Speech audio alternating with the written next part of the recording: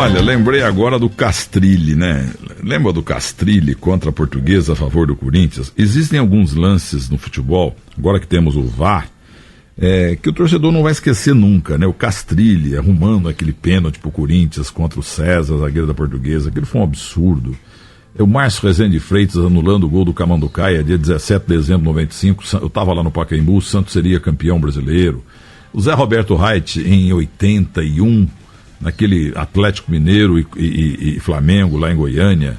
Olha, o Grêmio decidindo com o Flamengo em 82, o Andrade fez um pênalti na pequena área, meteu a mão na bola, o árbitro não deu o pênalti também, acho que foi o Oscar Escófaro. Na verdade é o seguinte, temos lances emblemáticos de erros de arbitragem na história. O Armando Marques cometeu 200 erros também, apesar que apitava muito. E o Márcio Rezende Freitas, porque hoje nós temos Corinthians Internacional, e toda vez que tem Corinthians Internacional, ainda mais em São Paulo, tudo remete ao Tinga e ao Fábio Costa. O Fábio Costa fez um pênalti no Tinga, que foi uma vergonha. E o Márcio Rezende foi lá, não apenas não deu pênalti, acabou expulsando o Tinga, e naquele domingo à noite, no terceiro tempo, veio ao programa comigo o Tinga. E o Tinga estava absolutamente revoltado, muito educado, mas ele estava sentindo assim, ter sido, olha, prejudicado ao extremo e tal. Eu nunca vi um jogador de futebol tão triste no ar, e antes também, que a gente conversou, antes de entrar no ar, o Tinga. Naquele dia, Tinga, você teve talvez o momento mais triste da tua carreira, não foi não, pelo tamanho da injustiça? Bom dia. Bom dia, Milton, tudo bem? Tudo bem, prazer falar com você de novo. Igualmente. Então, Milton, eu até aquele momento, né, até 2005, eu não tinha nenhum campeonato brasileiro. Era meu sonho ser campeão brasileiro, ainda mais pelo Inter, por ser colorado, por toda a minha história, que começou do outro lado, no Grêmio, e já tinha sido campeão no Grêmio e não tinha sido campeão no Inter, que era meu sonho. E ali eu vi a possibilidade de se acabar naquele pênalti. Então, por isso, talvez o tamanho, a tristeza também de não conseguir naquele jogo vencer, que nos encaminharia o título. Você foi ao meu camarim com o presidente Carvalho e você entrou assim, não se ofenda, você estava tão indignado que parecia que você estava saindo da cadeia numa prisão injusta, e você saindo de lá decepcionado e tal. Você chegou na televisão absolutamente revoltado, e no ar você demonstrou tudo isso, e até hoje todo mundo fala do erro de arbitragem que foi absurdo do Márcio. O que ele falou para você na hora, hein? Ele não chegou a falar nada na hora, mas acabou que depois, né, o mundo do futebol ele é muito pequeno. Eu acabei, depois de 8 anos, indo para Belo Horizonte, e acabei me mudando e morei perto da casa dele. Aí um dia encontrei ele no restaurante e brinquei com ele, porque ele falou que eu queria pegar ele, enfim e tal. Mas naquele momento entendi como um erro normal do ser humano. Mas devido depois a todos os acontecimentos que houve, depois de anos, eu já estava até na Alemanha, houve uma gravação do antigo presidente do Corinthians falando daquele campeonato que já foi, né, de total desconfiança. O do Alíbio, Alberto Alíbio, reconheceu que realmente o Corinthians levou na mão grande aquele campeonato de 2005. E a declaração foi dele, viu, Tinga? Então, foi uma situação que depois eu estava até na Alemanha na época, já estava no Borussia e se falava sobre isso. Então a gente ficou muito triste, até hoje o Inter não conseguiu ser campeão brasileiro, está com uma chance muito grande também agora. Espero que possa ser com esse mesmo Corinthians que nos tirou uma possibilidade, que possa retomar de novo a liderança e seguir rumo ao campeonato que é tão desejado, e com essa situação de 2005 ele acabou sendo mais desejado ainda pelos torcedores colorados, por todos nós. Aí o querido Tinga, de Porto Alegre, do Grêmio, do Internacional e do Cruzeiro, encontrou com o Márcio Rezende num restaurante lá em Belo Horizonte. Mas o encontro de vocês foi assim, amistoso ou tenso? Não, eu acabei brincando com ele, porque já tinha passado os anos, e graças a Deus, né, eu consegui ser bicampeão brasileiro no Cruzeiro, e isso me aliviou um pouco. Talvez se eu encerrasse a carreira sem ter sido campeão brasileiro, uma das coisas que me faltava, talvez eu estaria um pouco mais magoado até hoje, mas Deus foi bom comigo, que eu acabei sendo bicampeão brasileiro no Cruzeiro. Mas eu acabei brincando com ele, e até porque depois ele também reconheceu, acho que dias depois do acontecimento em 2005, ele reconheceu que errou também. Então, até hoje, quando eu vou em São Paulo, qualquer lugar que eu encontro um corintiano, a primeira coisa que ele lembra, eu acho que nem se eu fizesse 3 gols eu seria tão lembrado quanto aquele pênalti pelo corintiano. Ele brinca que eu dei um título para ele, né? E você continuou com o mesmo cabelo tipo Rock Júnior? Tô, cara, 19 anos já sem cortar o cabelo. Isso aqui é a força de Sansão, não dá pra cortar, né? Então, e o Márcio, você tá dizendo que ele arrependeu e tal e pediu desculpas. Aconteceu comigo também no terceiro tempo, domingo à noite. Você participou tantas vezes do programa. 10 anos antes do erro contra o Inter e contra você, ele anulou o gol do Camanducaia em 95. O Santos, com aquele gol do Camanducaia, seria campeão brasileiro. Ele anulou o gol do Camanducaia, que não estava impedido, gol legal. E aí, depois de anos, ele foi ao terceiro tempo e do lado do Clodoaldo, que tentou bater nele no vestiário naquele dia no Pacaembu, ao lado de Elias Figueroa também, o zagueiro, estava o Raí. E ele pegou, falou, eu falei assim para ele, o Márcio Rezende, escolha uma câmera. Ele falou, número 3. Então diga lá, para aquela câmera 3, o que você tem a dizer pro Camanducaia e pro time do Santos. Eu quero pedir desculpas, eu errei. Entendeu? Eu tenho foto desse dia também, tá no que fim levou do meu portal, do Clodoaldo, também do próprio Márcio Rezende de Freitas, tem essa foto lá. Mas aí depois a Inês é morta, né? O prejuízo do Santos foi imenso, o teu e do Inter também, né, Tinga? Exato. Até hoje estamos aí tentando ser campeão brasileiro, poderia já ter sido nesses anos aí, nessa década, na época que levamos tudo ali, faltou esse campeonato. Mas o futebol, se tivesse esse árbitro de vídeo que também entrou para melhorar e não está melhorando muita coisa, mas acho que ali poderia resolver alguma coisa. Mas vai melhorar sim, o VAR chegou para ajudar muito, o teu pênalti com o VAR seria marcado, o gol do Camanducaia com o VAR seria validado, mas olha o Alberto do Alibe o que falou, você citou e eu também, né, tem uma gravação do Alberto do Alibe aqui, quer ver? Ex-presidente do Corinthians. Como é que ganhou no passado? Ganhou, mas olha, se não tivesse aquela anulação de 11 jogos, nós estamos fora, porque campeão de fato e direito seria Internacional. Porque os últimos 5 jogos, nós temos 14 pontos na frente e chegamos, entendeu? Com 1 ponto só, roubado. Tá vendo? Roubado, ele falou, hein? Tá vendo, Tinga? Você tem memória boa, hein? Não, quem apanha não esquece. É assim que funciona, né, meu? Agora, ô Tinga, então vamos voltar àquele jogo. Aquele jogo foi no Pacaembu ou foi no Morumbi, hein? Pacaembu. Então vamos voltar ao Pacaembu 2005. Quem lançou a bola pra você? Você entrando na área, saiu o Fábio Costa. Mostra um audiotape do momento lá, vai. Audiotape. Quem lançou a bola foi o Perdigão, né? Nós tínhamos uma jogada, sempre que ele recuava para receber, nós jogávamos os dois de volante, de segundo e terceiro. Quando ele descia para receber, eu sempre fazia um facãozinho diagonal, entrava na área. E ele lançava muito bem essa bola. E sempre acontecia isso. E aconteceu, eu saí dentro da área e o Fábio Costa me deu um carrinho, como ele fazia normalmente, né? O Fábio sempre teve essa agressividade no gol. E acabou que quando eu olhei achei que era pênalti, ele já veio apontando, dando o tiro de meta ali, se eu não me engano, e ele puxando o cartão. Como eu tinha amarelo, eu já senti que ia ser expulso. E eu acabo falando pra ele, pô, se não quiser dar o pênalti, não precisa, mas não me expulsa, né? Tipo, tentando mostrar pra ele que foi pênalti, que ele poderia ter errado de não dar o pênalti, mas não de me expulsar. Não ter 2 erros, né? Junto. Ô Tinga, aquilo lá não foi pênalti, foi pênalti! Escandaloso, Tinga! Mas que bom que o futebol ele se repete, né, as coisas em termos de adversário. Hoje o Inter está aí com um time muito, muito bem organizado, com um clube bem estruturado para chegar aí e poder amenizar isso. Eu tenho certeza que tem um time que o torcedor colorado gostaria de ver o Inter ganhar e assumir a ponta. Esse time seria, lógico, depois do Grêmio, o Corinthians.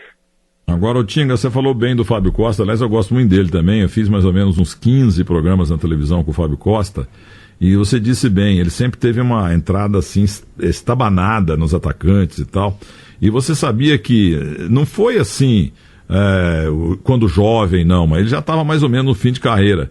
Mas você sabia que ele foi um goleiro espetacular. O Santos ganhou em 2002 o Brasileiro, todo mundo fala, é claro, do Robinho, do Diego, mas quem jogou muito contra o Corinthians naquele jogo foi o Fábio Costa, que vinha de contusão. O santista eternamente vai dizer obrigado ao Fábio Costa. Mas você sabia que ele encerrou a carreira mais cedo, devido a uma entrada dessa, em que ele acabou sendo vítima da sua própria violência? Ele entrou não sei em quem e acabou se quebrando e nunca mais voltou, sabia disso? Não sabia, cara. Até gosto muito dele, a gente brinca muito com essa situação também.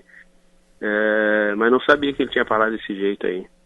E um goleiraço baiano, Fábio Costa, viu? Exato. Agora, ô Tinga, aí o tempo passou. Como é que foi o vestiário lá do Pacaembu? Você aquele não pênalti, aquele pênalti escandaloso não marcado em você e a expulsão também foi tão indecente quanto a do Dedé, com VAR e tudo. Você deve ter visto aí. O time do Cruzeiro teve a expulsão do Dedé lá, absurda também. Você chegou a ver, né? Vi também. E normalmente quando acontece isso, e no nosso caso ali, Milton, em 2005, ele já era uma coisa que a gente já tinha sofrido com a anulação dos jogos. Então a gente saiu de uma primeira colocação para uma terceira, né, numa virada de final de semana, só com a anulação dos jogos. Então a gente foi buscar ali, a gente ficou jogando, se eu não me engano, depois da anulação nós fizemos aí umas 5, 6 partidas até chegar esse jogo contra o Corinthians. E nosso objetivo era chegar contra o Corinthians com 1 ou 2 pontos a menos que eles. E aí nós propôs de ganhar o jogo e passar. E esse planejamento que o Muricy fez, ele deu certinho. Nós fomos ganhando as nossas partidas e chegamos contra o Corinthians com a condição de ganhar e ultrapassar eles. Então, quando a gente chegou, ele já tinha feito todo o esforço na temporada e teve aquela situação do pênalti. Eu lembro que o Muricy chegou no vestiário e falou, pô, assim vai ser difícil, vai ser difícil não ganhar esse campeonato. E aí a gente deu uma brochada ali porque a gente viu que a força era maior do que nós imaginávamos, né? Era somente um erro que foi da anulação, que nós ia ser mais difícil. E talvez se nós buscássemos ganhar, talvez eles iam criar outra situação, acredito eu, porque aquele campeonato ele já estava meio que condenado, né? Ô Tinga, vamos voltar ao Pacaembu 2005, esse lance aí, capital, em que você e o Inter foram vergonhosamente prejudicados, há quanto tempo do segundo tempo, qual minuto do segundo tempo desse lance e quanto é que estava o jogo? O jogo acho que estava 1-1, o jogo terminou 1-1, né, o Sobs tinha empatado o jogo estava 1-1 e devia ter uns 20 minutos, eu acho que não passava disso. O nosso time ainda correu o risco de ficar jogando um grande tempo, com 1 a menos.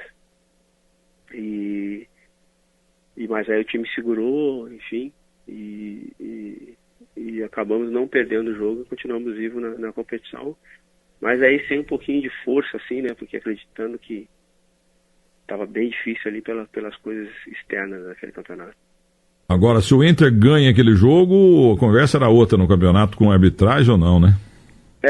Nós ia depender somente da gente ali, né, de ficar correndo na frente do campeonato.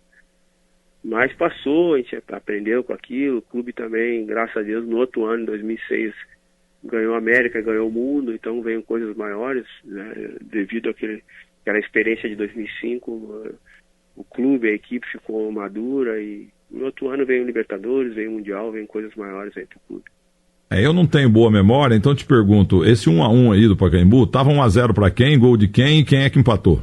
Tava 1-1, tinha sido gol, eles saíram ganhando, um gol, se eu não me engano, do Tevez, e o Sobs empatou com o golaço, que naquele ano o Sobs foi até goleador do campeonato, fez muitos gols. Então, e aí esse pênalti tava 1-1, nós passaria na frente. Mas fazendo gol, nós tínhamos a chance de passar na frente. E aí o Inter terminou como vice? Terminamos como vice, com 1 ponto a menos.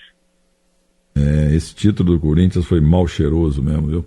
Agora, o pênalti foi demais, né? O pênalti foi muito pênalti, né, o Tinga? Com certeza, até hoje, né? Dias de jogos contra o Corinthians, principalmente quando é aí, né? Isso já faz 13 anos, né? E sempre quando tem jogo contra o Corinthians eu recebo um monte de mensagem, a imagem, a foto do lance, né? Do Fábio Costa me dando o carrinho. Isso é uma das coisas que ficou para a história do futebol, e com esse VAR aí também que chegou, eu já lembro dos lances emblemáticos, então não sai da memória do torcedor. Ao mesmo tempo a gente sabe que isso alimenta o futebol, né? eu, por ter encerrado a carreira, depois virei dirigente, consigo entender também um pouco da parte como funciona o futebol em outra visão. Sempre tinha a visão de campo, hoje tenho a visão de dirigente também, sei como que funciona o futebol, as pressões, enfim. Mas como eu te falo, o Inter se tornou maior ainda depois de 2005, ganhou a América, ganhou o mundo, e isso que vale. E hoje tem a oportunidade aí de voltar à ponta da tabela e se for em cima do Corinthians, melhor ainda. Olha, Otinga, coincidentemente, 2 jogadores negros, e com o Márcio Rezende Freitas. Em 99, o Palmeiras em 2001, o Palmeiras foi jogar em La Bombonera, tinha um volante chamado Fernando, que está morando hoje lá na Uberlândia dele, no Triângulo Mineiro. Ele entrou na área, recebeu um pênalti do Córdoba, um goleiro argentino, um goleiro colombiano, Córdoba, escandaloso. Aí o árbitro Baldo Aquino fez a mesma coisa, foi chegando, não deu o pênalti e ainda deu um amarelo pro Fernando, mas mais tarde um vermelho, expulsou o Fernando. E você foi a mesma coisa. E vocês dois, o Fernando em 2001 e você em 2005, sentados assim, agachado, né, caído na área com o pênalti sofrido, vocês dois, a imagem é a mesma. 2 jogadores olhando pro árbitro assim de baixo para cima, não acreditando que o pênalti não tenha sido marcado e ainda recebendo o cartão. Vocês pareciam assim 2 pessoas sendo açoitadas moralmente ali. Você estava com cara de dor, de revolta, de susto, a mesma coisa do Fernando, um volante forte que o Palmeiras teve, que hoje, repito, mora em Uberlândia. Bom, tu tocou num assunto aí que é sempre muito delicado de falar, né, quando se fala de raça, enfim, somente nesse momento que a gente... Não, é apenas a coincidência, entendeu? Não, sim, mas eu até acho que é bom abrir um pouco, assim, esse tipo de assunto, né, eu sou muito sossegado em termos desse assunto, sou bem esclarecido, não sou de mimimi, sou de buscar o que é justo e o que não é. Mas eles são assuntos integrantes, né? Principalmente quando você fala do futebol brasileiro, quando você fala que mais de 60% da população é de negros, quando você fala que a maioria dos jogadores de futebol são negros ou mistura de raça, né? E aí quando você vê um futebol que predomina a raça, né? Se pegar todos os jogadores brasileiros que foram os melhores do mundo, acho que, se eu não me engano, somente acho que o Kaká, que não é negro ou misto, né? E aí tu pegas os clubes no Brasil, eu nunca vi um presidente negro, para ver um treinador negro é muito difícil. Então eu já quis ser dirigente de futebol para tentar ultrapassar uma barreira, e graças a Deus consegui, e fui muito feliz no Cruzeiro, agradeço muito o Cruzeiro dessa oportunidade de poder trabalhar. O Cruzeiro foi um clube que me aceitou, me convidou para trabalhar pelas minhas qualidades, não pediu para me cortar o cabelo, porque eu tive um outro clube que conversou comigo, mas falou que eu teria que cortar o cabelo.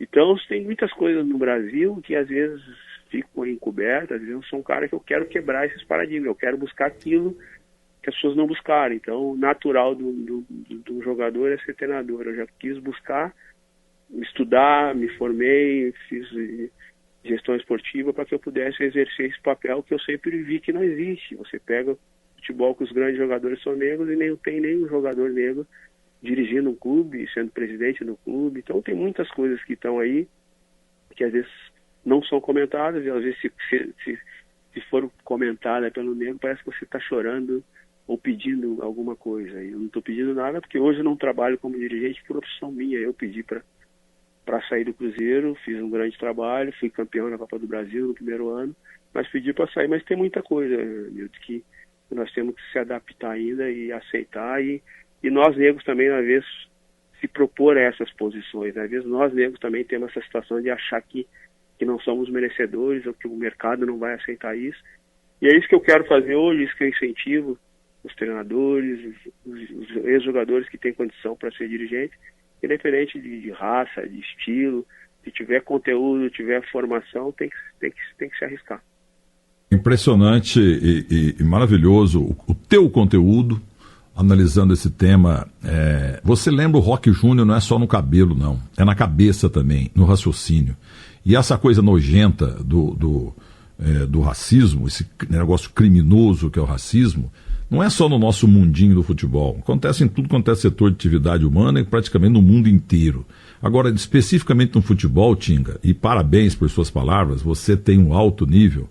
Eu fico imaginando, né? Até porque eu sou o maior pelezista futebol clube do mundo. Só uma pessoa gosta do Pelé mais que eu, Dona Celeste é a mãe dele. Eu fico imaginando, você já pensou se não tem o negro no esporte, no basquete americano, no atletismo, no futebol do Brasil, se não tem o negro, sabe o que acontece? O esporte morre. Exatamente, Milton. E tocou num ponto-chave, assim, do Pelé, né? Às vezes as pessoas falam muita coisa, muita besteira.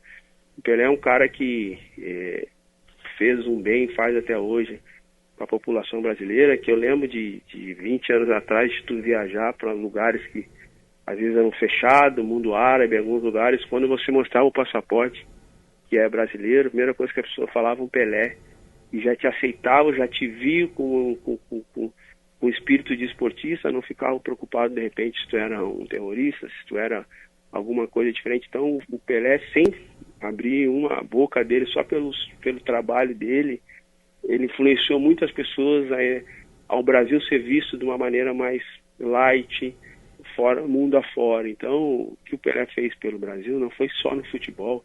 Ele tornou o Brasil simpático para o mundo. Então, não é à toa que o mundo todo gosta do futebol brasileiro, e muito pela parte do Pelé. Então, nesse caso que está falando, tocou no nome também do Roque Júnior, eu não consigo entender como um cara como Roque Júnior se capacitou, se formou, jogou na Europa, que eu falo que o cara que jogou na Europa e jogou por muito tempo, ele é um cara que tem pós-graduação em futebol. O cara que joga lá fora e sobrevive, entende os métodos, entende como funciona lá, esse cara não pode estar fora do mercado no Brasil. Esse cara não pode estar fora de um grande clube. Seja no que ele quiser fazer, ele tem que estar. Essa é a diferença do futebol europeu. Se pegar o futebol europeu, todos os grandes clubes têm ex-jogadores, lógico, capacitados, formados, né, exercendo o seu trabalho, e isso contribui muito. Então, quando eu vejo esses nomes, como tu falou do Roque, não consigo acreditar como um clube não usa a expertise desse cara, o nome desse cara, o conteúdo que esse cara tem. É um cara que vai sair daqui, vai pegar um avião, vai lá na Itália, todo mundo vai receber, vai abrir as portas. Então, essas coisas que eu não consigo compreender, mas ao mesmo tempo que eu não consigo compreender, eu não estou parado esperando nada, eu estou construindo o meu jeito de fazer minha vida, e quero influenciar as pessoas, incentivar todos que trabalharam no futebol a não largar esse negócio, porque a gente joga há 20 anos futebol, a gente é pós-graduado em futebol, principalmente jogador que jogou fora, e de repente tu encerra a carreira, rasga esse diploma e vai tentar fazer outra coisa. E eu sempre digo para os jogadores e ex-jogadores, qualquer coisa que você tentar fazer, você não vai ter a experiência que você tem no futebol, porque você vai ter que no mínimo estudar 20 anos essa nova função que você escolher. Então, tem muita coisa que o futebol precisa, futebol brasileiro, e principalmente as pessoas que conhecem o futebol, está dentro do futebol. Aí a alma do Tinga, todo mundo conhece o Tinga, mas olha, poucos tiveram uma aula dessa aí, desse comportamento dele, do jeito dele falar, a ponto que o André Nussbacher aqui, no nosso André Nathan Nussbacher, ele escreve aqui no meu celular, que nível, que articulação, muito bem preparado o Tinga, que categoria de articulação dele, ótima cabeça. E sobre o Roque Júnior, ele sempre foi um cara, ele é do meu sul de Minas também, mas ele é um sujeito que sempre foi de poucas palavras, entendeu? Ele só ficou bravo uma vez com o Galvão Bueno e tal, quebrou o pau, e não escondeu a revolta dele em relação a esse grande jornalista esportivo que é o Galvão Bueno. Agora, o tempo passou, eu não me considero amigo dele, mas a gente é vizinho, e os filhos dele são 3, estudam na mesma escola que as minhas netas. Então a gente se encontrou em coincidências geográficas e tal, até em evento lá na escola em que a minha neta foi cantar, e o filho dele também como ator, e agora vai estudar, ele vai fazer pós-graduação em basquetebol em Miami, um dos filhos dele, o Pedro Roque. E eu conversei com ele outro dia na TV UOL também durante a Copa do Mundo. É impressionante a cabeça dele, porque esse cara, ele pegou o rabo de foguete aí no 15 Piracicaba e tal, ele não conseguiu emplacar ainda como treinador. Até outro dia estava coordenando, não sei se ainda está, devia saber, mas não sei se ele ainda está coordenando a comissão técnica da Ferroviária de Araraquara. Mas o Roque Júnior realmente é uma das melhores cabeças do futebol, viu? Exatamente, eu conheço ele muito bem, sei da procura dele em aprendizado também, mesmo ter sido um grande jogador, e só isso já poderia permitir que ele trabalhasse no futebol, até porque a maioria que dirige futebol nem trabalhou e nem se preparou, né? A maioria entrou por ser amigo, enfim, por partido, de clube, enfim. Mas eu, às vezes, eu chego à conclusão, Milton, que o futebol, as pessoas que têm a caneta do futebol, às vezes eles não querem o ex-jogador que tenha conhecimento. Eles querem aquele que não tem conhecimento, que eles possam dirigir eles somente pela necessidade que ele tem. Então, aqueles jogadores que de repente acabaram a carreira com uma condição financeira, sendo empresário, tendo outras coisas, como eu atuo em outros ramos, graças a Deus, o que eu fiz no futebol eu consegui dar continuidade, tenho minhas empresas, meus negócios. Parece que isso não é tão atrativo para o futebol, porque talvez você não vai ser manipulado, você vai questionar, você vai querer que as coisas aconteçam com transparência, você não precisa, sabe que a gente não vai aceitar estar em outros negócios paralelos ao futebol, e às vezes isso acaba assustando a maioria do futebol, não que todos, né, mas os clubes que não gostam da transparência, esse tipo de pessoa que tem conhecimento, como o Roque, às vezes acaba sendo uma pedra no negócio do futebol. Então entendo também porque às vezes esses jogadores que estão preparados, que não estão na necessidade de trabalhar, às vezes não estão no mercado, porque é melhor às vezes pegar aqueles que às vezes estão na necessidade do mercado e que aceitam o mercado como ele está e não vai questionar por às vezes não ter esse conhecimento. Então entendo que tem isso, mas normalmente um clube que quer as coisas com transparência, com seriedade, ele vai procurar essas pessoas com seriedade, com princípios, com valores. Então, por isso também eu fui contratado no Cruzeiro, porque o presidente entendia que eu era um cara de confiança, um cara com valores que não ia me corromper por qualquer situação, porque minha vida, graças a Deus, está resolvida. E quando eu digo resolvida é que eu tenho trabalho, eu tenho meus negócios, não sou nenhum milionário, mas meu dia a dia continua assim como continuava no mundo do futebol. Tudo que eu fazia como jogador eu faço hoje como ex-atleta, os mesmos, moro na mesma casa, como as mesmas coisas. E me orgulho disso porque foi em cima de trabalho, nada de errado. Então, mas o que me assusta no futebol é exatamente isso. Às vezes, quanto mais conhecimento você busca, talvez que isso acaba assustando o mercado. Que bom que você esteja muito bem pós-futebol, porque infelizmente não é o caso da maioria, e viu, até campeão do mundo e tal. Mas eu quero voltar, praticamente encerrando, aquela imagem do Tinga em 2005, caído, derrubado na área, pênalti, olhando para cima para o árbitro, com ar de decepção, de agressão, entendeu? Do árbitro Márcio Rezende dando cartão para ele. E a mesma coisa com o Fernando, lá em 2001, jogador do Palmeiras, recebeu um pênalti do Córdoba, goleiro colombiano que defendia o Boca Juniors lá, Bombonera, também olhando de baixo para cima, tinha sido derrubado. Chega o Baldo Aquino, péssimo árbitro, e dá cartão para ele e não dá o pênalti. E essa imagem de vocês dois olhando para cima com decepção, né, sentados, derrubados na área, me lembrava o olhar de Kunta Kinte, personagem do filme Raízes. Meu inglês é muito ruim, não sei se é Roots ou Roots, mas é Raízes. A TV Manchete mostrou essa série da luta do negro, o negro nos Estados Unidos e tal, açoitado, aquele negócio todo. O teu rosto de decepção em 2005, o mesmo rosto do Kunta Kinte e o mesmo rosto do Fernando, que fala do lance aqui, o Fernando, direto de Uberlândia, ó. Então, exatamente, né? Foi uma coisa absurda, né? Tanto para a época como até hoje, né? Tem muitos amigos, até familiares meus também, torcedores do Palmeiras, que às vezes não lembra muito do lance, né? Mas quando retorna aquele lance, né? Que as TVs passam, né? Todos ficam revoltados, né? Porque foi uma coisa muito absurda, né? Mais ou menos como aconteceu ontem, né? No jogo do Cruzeiro, né? Desculpa antecipando vocês aí nesse assunto, mas uma coisa completamente absurda, né? Diferente até em termos, assim, de análise, né? Crítica, até porque ontem teve o VAR, né? Então é mais absurdo ainda, até em função do VAR.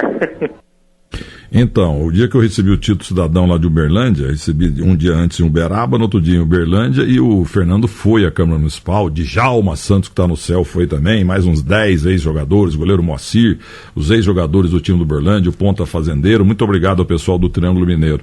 Mas, meu caro Tinga, só para terminar, eu tenho que te fazer essa pergunta. Não custa, não vai alterar o preço do dólar.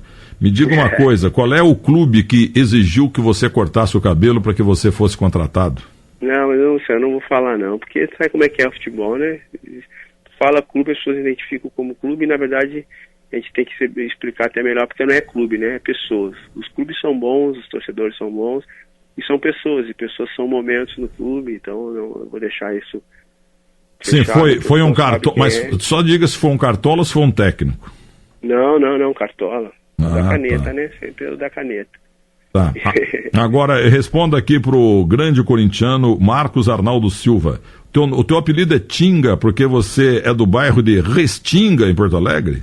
Eu nasci na Restinga, é o bairro mais populoso aqui, tem 150 mil habitantes. Um bairro dentro de Porto Alegre com 150 mil habitantes. E é o nome desse bairro Restinga. E aí, meu nome é Paulo César Fonseca do Nascimento. Não tem nada de Tinga, mas ficou. E me orgulho muito, porque todos os lugares que joguei, Japão, Portugal, Alemanha, sempre as pessoas tentavam tirar esse nome, né? Queriam botar o meu nome na camiseta.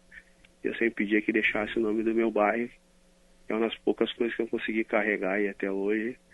E foi legal que hoje as pessoas conhecem a Restinga também através do meu trabalho. Eu também não paro de falar da minha terra, que é Muzambinho, e o Cafu, meu vizinho Cafu, nunca deixou de abrir mão, nunca quis que te tirasse o Jardim Irene da vida dele. Ele já jogou no mundo inteiro, mora numa das melhores casas da América do Sul, mas o negócio dele é Jardim Irene, que é a Restinga dele, viu, Tinga? Show. Eu fico feliz quando eu vejo esses grandes vencedores aí que mantêm suas raízes, evoluem, lógico, com conhecimento, com a oportunidade que foi dada, mas a raiz a gente não pode perder, né? Senão perde a planta toda, né? Porque como diz Alberto Caeiro, um dos heterônimos lá do Fernando Pessoa, o rio mais lindo do mundo não é o Tejo, o rio mais importante do mundo não é o Tejo, mas o córrego que corta a tua aldeia. De forma resumida ele falou isso, o negócio é a gente honrar a sua origem. E olha, eu fico feliz em você dizer dos teus negócios, você falou até no plural, e um negócio eu soube, porque uma assessoria tua entrou em contato comigo há mais ou menos uns 6 meses, 8 meses, convidando para um evento envolvendo uma companhia de turismo do nosso querido Tinga. Como é que chama a empresa? Sieben Tour. Sieben é o número 7, né, em alemão. E o nome da minha agência de turismo é Sieben Tour by Tinga. Então, hoje eu atendo aí atendo muito corporativo, né, como tu bem sabe, mas no futebol também eu tenho muitos jogadores, atendo mais de 70 jogadores hoje do futebol brasileiro, são meus clientes, famílias, enfim. Não trabalho com clubes, né? Clubes não, porque né, não quero incomodação, mas trabalho com os jogadores, a vida particular, as viagens particulares deles, das famílias. E é interessante porque de mais de 70 jogadores eu joguei só com 20 desses jogadores. Então 50 desses jogadores, dessas famílias, eu nunca joguei, não conheço, vieram através da confiança, pela credibilidade, pelo aquilo que eu acredito hoje que é o grande tesouro do mercado do Brasil, que é a confiança, né? Credibilidade e confiança hoje. Quem tem isso tem o grande tesouro, já que a gente vive num país onde a gente pouco acredita nas pessoas por tudo que foi feito aí nos últimos anos. E quantos tinguinhas você tem em casa? Tenho 2, tenho o Davis e o Daniel, Davis com 15 anos e o Daniel com 11. Usam cabelo de tinga? Não, eles têm um cabelinho já um pouquinho mais lisinho assim, tentaram fazer, mas não aguentaram a dor do começo. Os primeiros anos é sofrimento aí, dói bastante para fazer essa trança. Olha... Eles não aguentaram, tentaram, mas não aguentaram. Olha, o Denilson Show tá ligando aqui dizendo que ele tentou deixar o cabelo crescer, mas não conseguiu porque ele não tem cabelo e que você é muito mais bonito que ele. Pô, Denilson é show de bola, é outro cara também que eu vejo aí também o quanto tem influenciado o futebol, né, com a sua alegria. É um cara que tem transmitido algo muito interessante pro futebol e também é um cara empreendedor, tem feito seus negócios fora do futebol, sei muito bem, conheço. E eu acho que esse é o nosso papel do jogador, mostrar que a gente tem vida depois de parar, né? porque senão a gente fica achando que a nossa vida dura só até os 35 anos e depois nós temos muita coisa para fazer ainda. Então a gente tem que aproveitar essas oportunidades aí. Uma coisa para finalizar, Milton, assim, a minha parte, até contextualizando toda a situação, até quando você falou dos Estados Unidos, né? A diferença que eu vejo dos Estados Unidos para o Brasil é que nós temos aqui mais de 60% que se considera negro e nos Estados Unidos é de 17 a 18. Só que lá parece que tem o nosso 60 e nós parecemos que tem os 18 deles. Porque lá, tu vê um presidente da República negro, a melhor apresentadora é a Oprah, é negra, tu vê todo ano nas melhores músicas, os melhores atores tem negro disputando, então essa é a diferença. Lá os negros estão nas posições também de destaque, não, e aqui os únicos de posição de destaque ou é na música, ou é no futebol, que é onde mais predomina. Então acho que está na hora também, não por ser negro, por capacidade, os negros também se colocar nessa posição e se arriscar, se capacitar, não por cota, não por nada, sim por capacidade, né? Então acho que isso é importante a gente ter, e tem visto bastante aí em outros ramos aí, assim, o Denilson como um deles aí tem hoje influenciado aí o Brasil todo, tem viajado e junto com o Muricy, junto com essa equipe, tem feito grandes coisas que há 10 anos atrás dificilmente um ex-jogador e negro ia se propor a fazer isso, porque achava que talvez não tinha capacidade, e isso mostra que tem, é só se preparar. E olha aí na televisão, outro dia eu estava em Porto Alegre fazendo um evento corporativo e eu vi também a propaganda política de vocês aí, como de resto, eu estava outro dia em Salvador, sim, lá tem a comunidade negra é muito forte, mas olha aí para presidente da República, não tem negro. Nós temos o quê? Para governador dos estados, deputados, etc. e tal, o quê? Você fala em 17%, 60%, nós não temos, eu acho que 3% ou 4% no geral no Brasil, candidatos negros a deputado estadual, federal, senador e governador e presidente, hein, ô Tinga? Exato, é essas coisas que essa que é a diferença dos Estados Unidos. Nos Estados Unidos o negro vai, acha que tem condições, se prepara e vai, acha que pode coordenar um setor, coordenar um departamento, e para mim também eu tive que quebrar essas coisas, né, esses medos, que também, eu vou ser empresário, vou abrir uma agência, vou abrir uma empresa de gestão, como eu tenho também, vou investir no empreendedorismo em Gramado, como é que eu vou fazer isso? Pô, mas será, como é que as pessoas vão me ver? Pô, eu negro, dread, cara, mas a partir do momento que se prepara, quando você senta com as pessoas veem que você tem conhecimento, entendimento, aí é tudo igual para igual, e aí até a gente tira uma vantagem por ter a prática, né? Então eu tive que desde os 18 anos eu cuidar da minha vida, eu gerenciar minha vida, não tinha meu pai para falar se estava certo, o que eu ia fazer, se eu comprava um apartamento ou se eu comprava um carro, eu tive que decidir sozinho, aprender sozinho. Então além de buscar o conhecimento, a gente tem a prática, que para mim é o maior conhecimento que tem, a prática, né? Se você conseguir se organizar e saber o que você fez na prática, você tem condições de fazer qualquer coisa. Que na verdade não é a prática que corre atrás da ciência, a ciência que corre para explicar a prática. Então, hoje eu tenho buscado, através da ciência, entender como eu vivi minha vida, como menino da Restinga, sem ter a 5ª série até aquele momento, como eu consegui fazer alguns negócios. E aí hoje eu tento cada vez mais aprender, cursar, para que eu possa explicar como é que foi feito as coisas. Resumo da ópera, o querido Tinga. Aliás, teu nome é bonito, hein? Repita teu nome. Pô, eu tenho o sobrenome do Pelé, cara. Paulo César Fonseca do Nascimento. Você é primo dele, pô. Filhos de mamãe África. É isso aí, pô. Agora, mostramos aqui na Rádio Bandeirantes, graças ao querido Guilherme Herédia Cimatti, uma prova de que Tinga não é apenas um jogador de futebol. É uma grande cabeça. Eu gostaria de ver igual tá tendo o Muricy Ramalho e o Mala do Denilson Show, que eu inventei na televisão em 2010. Eu queria ver um bate-papo num teatro, sentados ali, com seus cabelos iguais e ótimas cabeças, Tinga e Roque Júnior. Você deu um show, rapaz. E um grande abraço para você, muito obrigado. Fiquei orgulhoso de ter podido ouvir você aqui com algumas poucas perguntas, porque entrevista boa é quando o entrevistado fala mais que o entrevistador. Você deu um show, rapaz. Você nota 10, tá bom? Obrigado, Milton. Grande abraço a todos e vamos Inter. Vamos, é nóis, vamos Inter! Um abraço pra você, Tinga. Valeu, tchau, tchau. Muito obrigado. Aí, mas que entrevista boa, hein, rapaz? Tá vendo? A vida é boa demais.